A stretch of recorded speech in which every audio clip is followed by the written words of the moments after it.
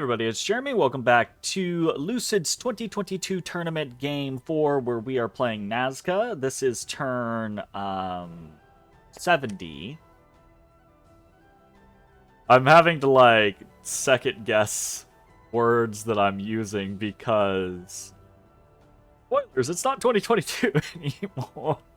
But you know, it'd be that way sometimes. So let's jump into the game, shall we? We have received incoming trade. We've received a magic item from Ulm. Dropnir. So this is actually what we paid 100 blood slaves for. I think 2 turns ago. Is for Dropnir from Ulm. Ulm needs more blood to be able to break into blood and get some late game blood going. Get blood 3 more times real fast. And we need money. We need money really, really bad. Dropnir is actually an interesting little item. We check it out real quick. It's a unique item, and it costs 40 earth gems, right?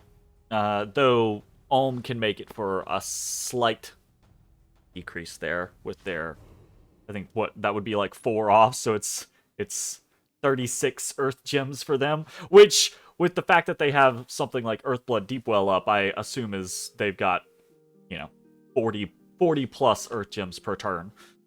So probably not a big deal for them. But it produces 200 gold per month, which is not much on the grand scheme of things, but for us, 200 gold a month is actually a lot. So we traded for that just as kind of like stopgaps to try to get ourselves a little bit more income here or there. It is what it is. Hopefully it works out for us. Fingers crossed. Other stuff that we have going on. We have completed some research. Research enchantment 7. We're moving up. We're doing it. We're mission accomplishing. So I think when we set this whole thing in motion, this piece with Vanheim and the plan to potentially attack Pelagia, right? By turn 80, I think is kind of like our time frame there. We want to hit enchantment 8, and most likely we want to hit alteration 9, right? Alt 9 is going to give us the armies, obviously, but also Will of the Fates. Potentially time stop shenaniganry, etc., the ability to put up, frostfin or all of the elementals defenses very easily. Same thing with enchantment, right? High enchantment is going to let us do all of the fins, but also mass regeneration, right? So these are all pretty big hits for us, and we've gone from, in the past 10 turns or so, I think turn 60, really. We had that, I think it was turn 60, where we had that battle on Mighty Pillars. Ulm was doing their rush, and we had that battle on Mighty Pillars, and was like, we're just testing, right? How much can Van throw at us, and what can they include in that versus what could we theoretically include, right? Because we didn't want to risk a bunch of mages. And so we saw that they could include basically anything they fucking wanted, and we could include very little. We've gone from that point in about 10 turns to being able to throw in quite a bit more, right? Not quite up to the armies, but we can do things like mass protection and fog warriors now. We're very close to being able to do things like mass regeneration. We've come a long way in 10 turns, and I think we will come even further in another 10 turns. I think, honestly, at the point, if we go at turn 80 on Pelagia, I think we'll have everything that we really care about, and we'll be able to dive into the water and go ham. So, that's good. What else do we have going on? We did a couple little things. Dome of Solid Air. We did an augury. Found nothing. Not really expecting to find much of anything. We did a transformation where our Echidna, our Naiad, is doing some transformation fishing, and we got a Great Eagle. Great Eagles are actually kind of interesting. They have stupendously high map move, obviously, right? Which is really, really cool. They have very high hit points, which is pretty cool. Don't really care about their protections and things like that. They have pretty decent morale, which is nice. They do, though, however, kind of have a low magic resistance. Not the worst, but kind of low. And they're animals. And animal is a notoriously bad tag, unfortunately. This would probably be perfectly fine to roll with. This would honestly probably be a pretty good chassis. Because it does have super high map move and pretty good HP, and we could use it in a lot of different situations, and it's probably going to hold up. But I'm really kind of trying to be greedy here and fish for something that has full or mostly full slots, right? Really trying to be greedy and get like an Etten or a Giant or something healthy and hardy, right? But also something that has full slots. So I think we're gonna try our luck again. Ooh, tried to hurt myself. Okay, so that was fun. We've got some battles to watch between Vanheim and Vanarus, and then Arco and Pelagia. So Vanheim is attacking Vanarus in Amon Forest. What do we got? We've got a couple of little thugs. Yep. Van Jarl. Pretty simple gear set. Pretty nice. They have such stupendously high defense skill at this point. Right? A base defense skill of 30 is absurd. It is truly absurd. My goodness. Yeah.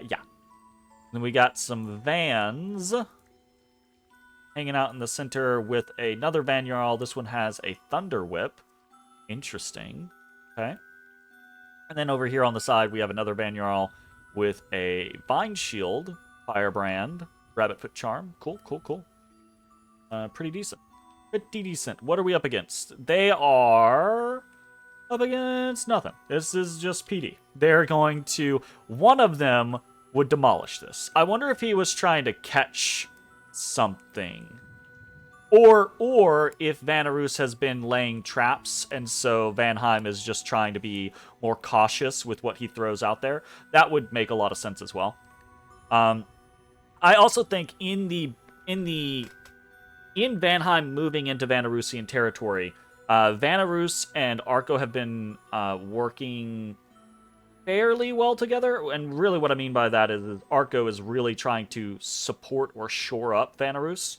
Not that Vanarus is a problem or anything like that. Vanarus is just small. They have not had a fortunate game, right? Which means that maybe it's not Vanheim. Maybe Vanheim's not trying to worry about Vanarusian traps. Maybe he's trying to discourage Arco-Cephalan responses, right? So there's that possibility. And then Arco moves into Viserion Arches against Pelagia. So Pelagia, I think, took... Oh, yo. Okay, this is a big-ass Pelagian army. I'm assuming this is going to be a... let's fuck this army up as much as we can kind of situation. Okay, so we have a bunch of Astrals here with a couple of cross paths. Cool. We have an Enchantress here, nature magic, and we have a little bit of deep ones as a little kind of like... I'm not sure what's supposed to be happening here. There's a Gore-Tide Horror. Pelagia has a Gore-Tide Horror. Oh my. That's terrifying, actually. Bunch of Wave Warriors all over the place. Bunch of Champions of the Closed Realm. Bunch of these... Where are they? Oh no. I thought they were a different situation. These are just still Wave Warriors. Bunch of Great Eagles. We have several Triton Kings. And quite a few Pearl Mages. So let's see... just from, like, a big picture situation, what is happening here? Oh. Are they magic dueling? Who's magic dueling?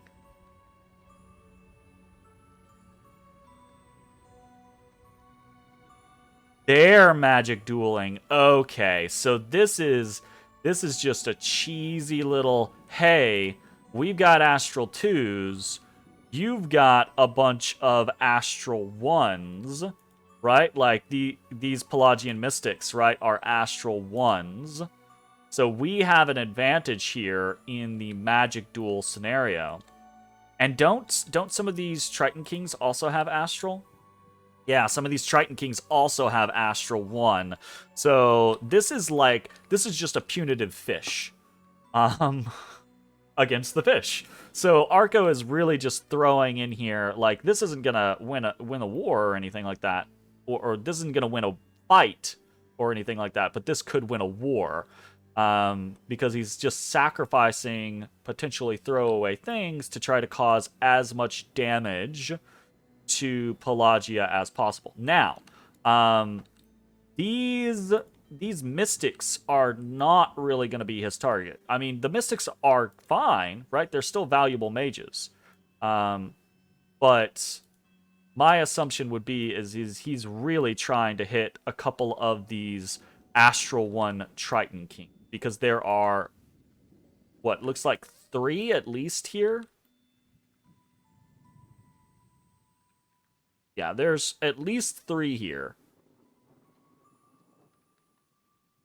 Okay, he lost one of the magic duels. Demon Cleansing goes up. Okay, so he just had them scheduled for a little bit, and then they're gone. Which is good, because the Wave Warriors and Champions of the Closed Realm have dropped it. What did he get out of this? It cost him 1 Mystic, because 1 Mystic did die.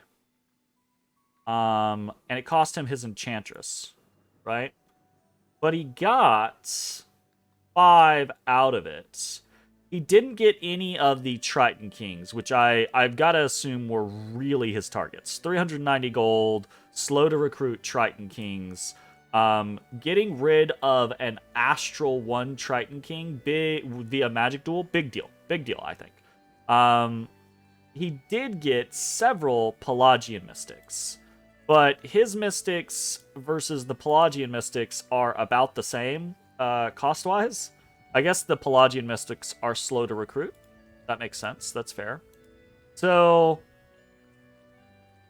Pearl Mage, he got a Pearl Mage. Obviously, I think with what he lost, this was a win for Arco.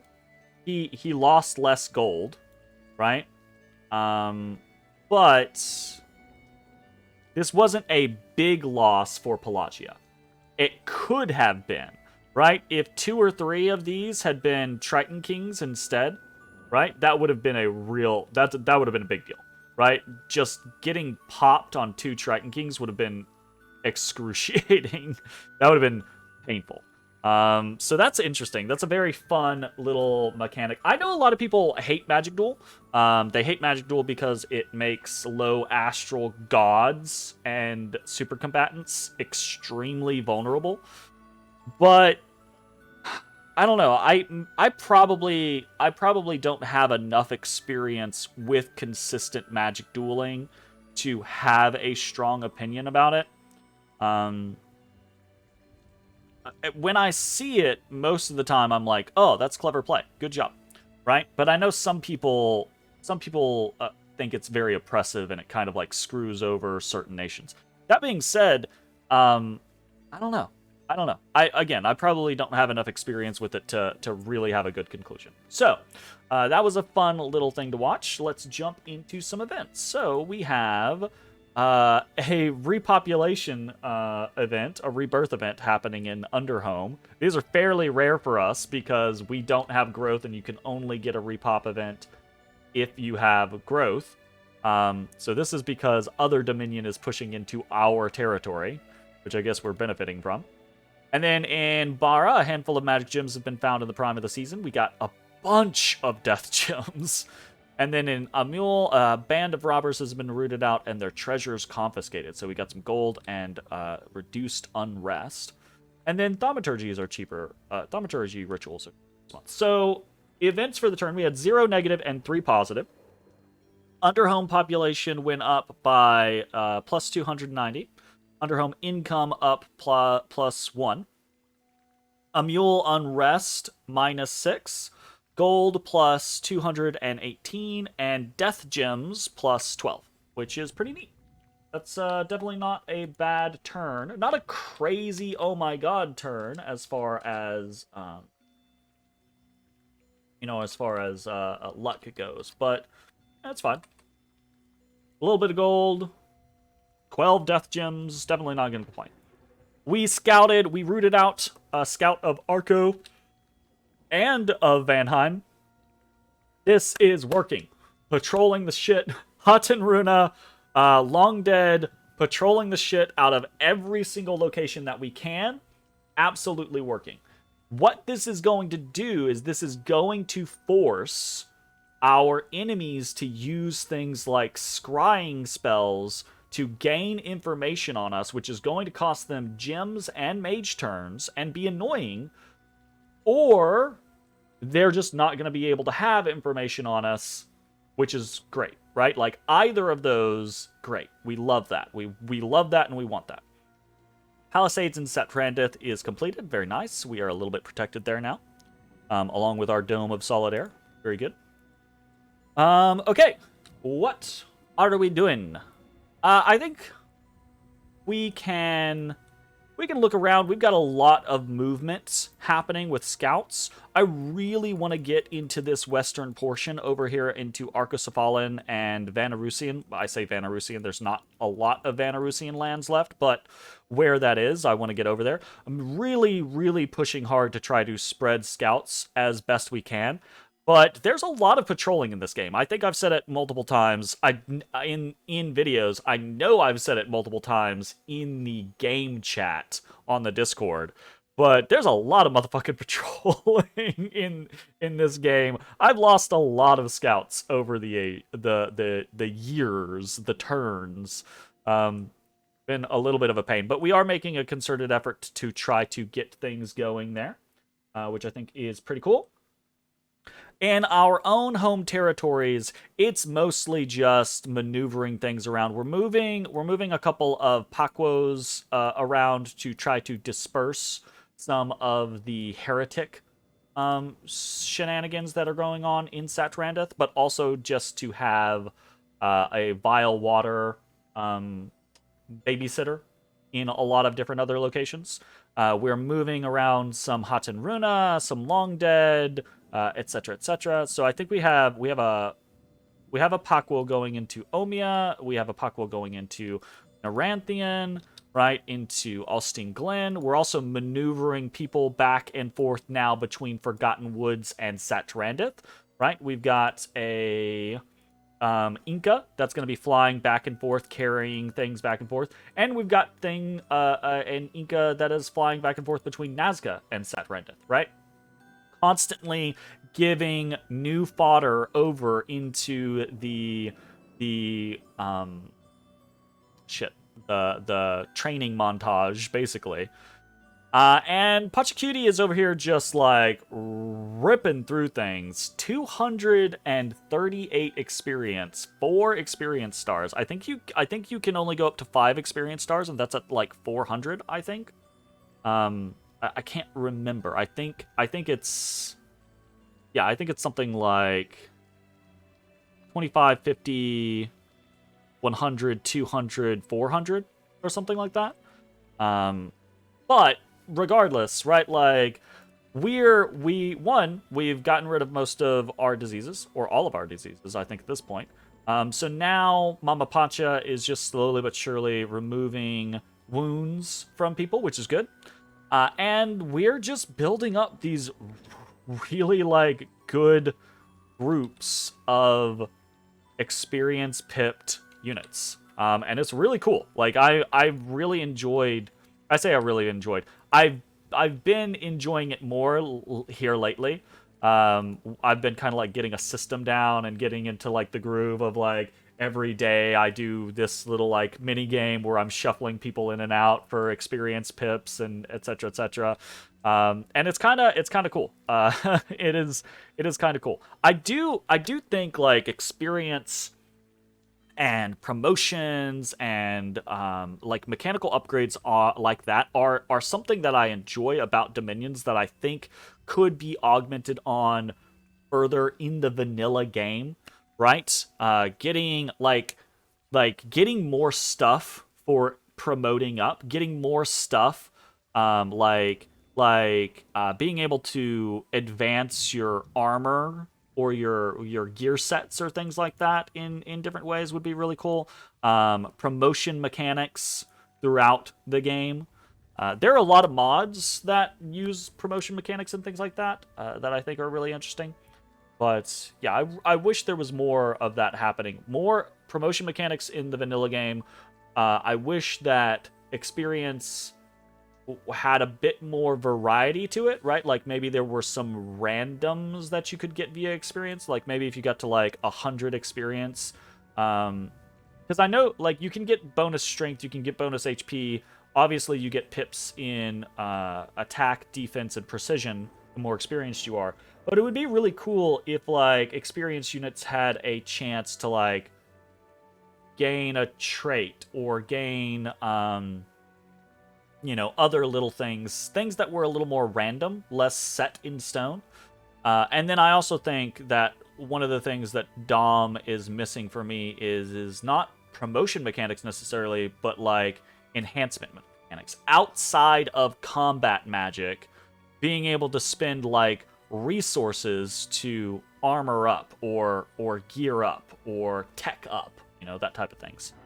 That you see in like StarCraft or that type of thing, right? Like, anyways, off of that tangent, I'm just having kind of like this fun econ moment where we're just kind of like hanging out, relaxing, and putting things together. Now that I have remembered the Ultimate Gateway, I've got all these ideas and putting together these kind of like concepts of like, oh, we need this many items for this, and we need this much for this, and this many gem, etc., right? So I've kind of had this renewed vigor after I had this long stint towards the end of 2022, basically, where things were really hard to focus on and concentrate on because of work and because of just personal stuff. But I have renewed interest in the game and excited myself for the game, like have a renewed passion for the game. And so we're kind of like, I think we're rolling into a situation where I'm like, oh yeah, we're gonna get some shit done. So fingers crossed. Let's talk about actual mechanical things that are happening. Buildings for the turn. We're putting up a fortress in Satrandeth. Just a logical step forward as we maneuver onwards into the game. And then we have recruitment, a fair bit of recruitment across the realm. So recruitment 2 Runankas, 1 Huron Priest, 1 Akla, 1 Hydromancer, and 5 Sun Guard. Okay. And I don't think there's a lot to really explain there, other than perhaps, right, like the lack of recruitment in our capital, and it's just money, right? It's really just money, and it's me determining at any given time, right? Like, I want to be continuing to recruit Sun Guard, and at the end of the day, the 5 Sun Guard that I recruit every turn is only like 100 gold, right? So I could scrap everything, right? Like, I could scrap the Sun Guards, the Hydromancer, the Huron Priest, all of it, and I could get like a Royal Malquis. And I could do that every turn for like maybe 3 turns before the upkeep started to creep up, and then I would only be able to do it every other turn. And there's merit in that concept, but I don't think it's gonna achieve what we're wanting, right? Like I'm recruiting each of these for particular purposes. And I really think at the end of the day, we have to have Hydromancers, right? Like we have to have as many Hydromancers as we can get before we have a conflict with Pelagia, or else we're going to lose, right? So, with that being the prioritization and wanting to get scouts out and wanting to do a couple of different other things, this is kind of the recruitment scenario that we are looking at. Other things, Nazcan recruits for the turn. We have 49 Hatenruna. Just kind of like continuing on. We're getting close to that point to where we're filling out our peripheries with Hatenruna, so pretty happy about that. We have 131 long dead warriors. Getting up there, we're really pushing. We're getting to that point to where we're generating a shit ton of long dead. 13 recalled Supayas. One summoned Supaya for 7 Supayas, and then one summoned Huaka for 7 Huakas. So that's a total of 20 Supayas per turn right now, which is, I know I've said this dozens of times, which is well below where we would want to be at this point in the game if we had an awesome game, right? But we didn't. We had the horrible start where we got crushed and it took us such a long time to kind of catch back up. But I do kind of feel like we're now hitting that stride where 20 might not be where we would want to be. We would want to be closer to like 30 or 40 or even 50, right, at this point in the game. But we can work with 20. Like, we can do stuff with 20. And with the Ultimate Gateway, we might be able to turn that dial up a little bit with our Well of Misery Ultimate Gateway kind of combo and cheat in more than we otherwise would have been able to, kind of like situation. So, really looking forward to how this develops.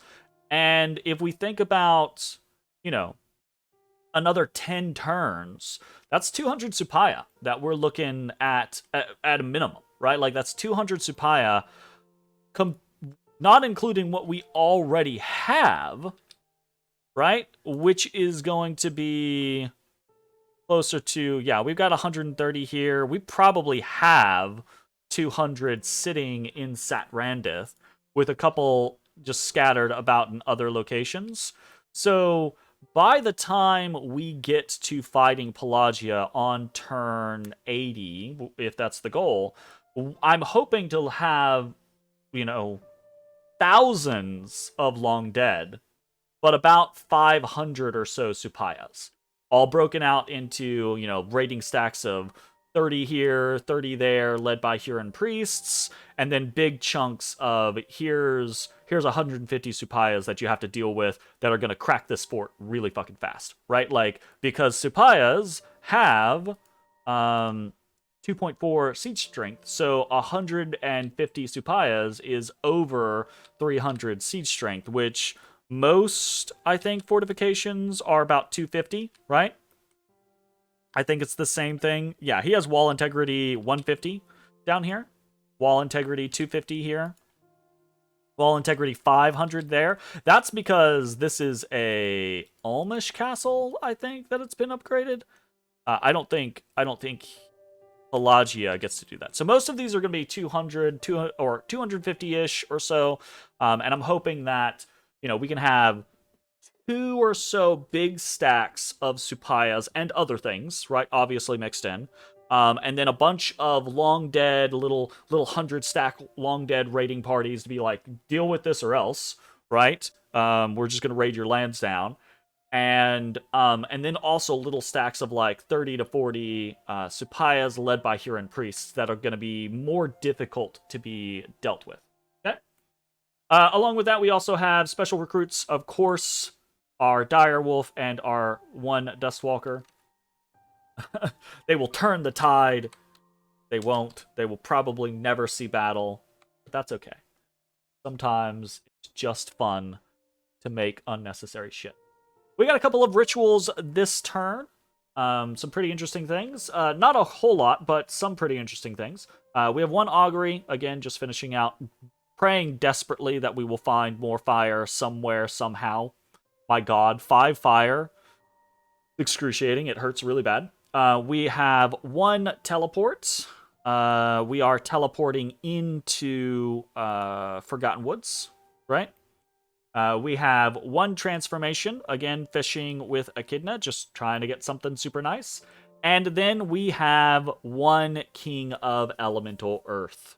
So, this is kind of interesting. We have been I've been trying to poke around, have conversations, ask people, how are things going, talk about things, kind of keep abreast of the politics of the situation. And most of the people in the game have been very, very friendly in conversations, which isn't always the case. So that's been very nice. I've been very pleased by that. And in doing that, I'm also fishing for information and trying to see, hey, have you seen any of these things? Or hey, have you seen any of those things? And truth be told, much to my surprise, there haven't not been a lot of sightings of things like Kings of Elemental Earth or Queens of Elemental Air. So we're just gonna fish. We're just gonna cross our fingers and fish, partially because we have a very large amount of Earth, and it would be really nice, not necessary, right? Because we do have native Earth 2, when combined with Earth Boots, that's Earth 3, Earth Power, Earth 4. Earth 4 lets us do basically anything that we want, though it costs us extra, right? So definitely not necessary to get something like Kings of Elemental Earth, but could be really cool, right? Like, Kings of Elemental Earth could be really cool to invest in, and just one, even if it's not something that is a big deal for us, there's only one, or there's only one of each, so it also deprives others of that situation. It's also way cheaper for us to do because of the ultimate gateway. So, yeah, that's pretty nice. And speaking of which, just talking about the ultimate gateway, right? Ultimate gateway, we are saving 20 Earth gems this turn, 6 Astral and 4 Death. So that's really nice. That's 30 gems that we're saving this turn. And, you do have to have that kind of conversation, that concept of like, is it really saving, right? Like, if you weren't gonna spend the money in the first place, a sale doesn't mean you saved money, it means you wasted money, right? So it's that concept of like, for the 6 Astral and the 4 Death, we're definitely saving money there. We're definitely saving gems, right? From the concept, because we want to be casting Supayas or summoning Supayas and Huacas every turn.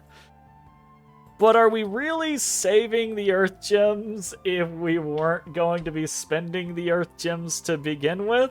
And I think the answer in this particular case is yes, right? Because I do think ultimately it's something that we are very interested in, right? And it is something that I would like to have gone for, even if we didn't have the ultimate gateway, right? I still potentially would have been like, maybe people are saying there's not really any kings out, right? Maybe we try to grab a king, So in that particular case, I do think we are actually saving in this instance. So yeah, anyways, we probably will not be fishing for Kings of Elemental Fire, because I do think those are out, which is unfortunate. But even if we wanted to, our fire income is so abysmal that we really can't, and it's very, very frustrating. But it'd be what it be. Okay, so now we kind of get into the last little bit, and that is forging. And we got a lot of forging going on, but I don't think we have a lot of new forging going on. So we're just going to go down the list. Forging, 1 Lightless Lantern, 1 Water Lens, 2 Skull Mentor, 2 Amulets of the Dead, 1 Ring of Water Breathing, 1 Water Bracelet, 1 Armor of the Knights, and 1 Amulet of Anti-Magic. So nothing in here is a big surprise or super new. It's just stuff that we have been making and stuff that we need large amounts of.